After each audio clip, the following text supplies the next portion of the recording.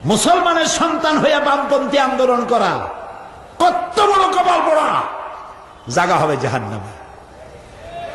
নাউজুবিল্লাহ, বলেন নাউজুবিল্লাহ।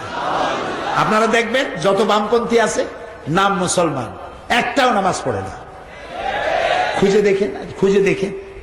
নির্বাচনের সময় দেখা যায় স্লোগান হয় অমুকের চরিত্র ফুলের মতো পবিত্র, নামাজ পড়ে না একক।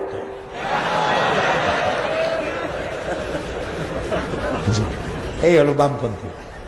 তো আল্লাহ তাআলা ডাইন আর বাম দুইটা পথ দেখাই দিয়েছেন। এখন তোমার আকল আছে, আকল দিয়ে যা খুশি তাই করো, ডানেও যাইতে পারো বামেও যেতে পারো। তবে আমি তোমাকে ইসলাম দিয়েছি, ইসলামী পথ হলো আসল পথ। এই পথে জোরাজুরি নাই, এ পথে কোনো বাধ্যবাধকতা নাই, মারধরি নাই, দাঙ্গা নাই, মারপিট নাই। রাসূলুল্লাহকে আল্লাহ তাআলা বলেছেন ইন্নামা আনতা মুযাক্কিরুন লাস্তা আলাইহিম বিমুসাইতির। হে নবী, আমি আপনাকে দারোগা বানাই নাই, উপদেশক। শুধু উপদেশ দিয়ে যান মানুষকে। হেদায়েতের মালিক কে? আল্লাহ তাআলা।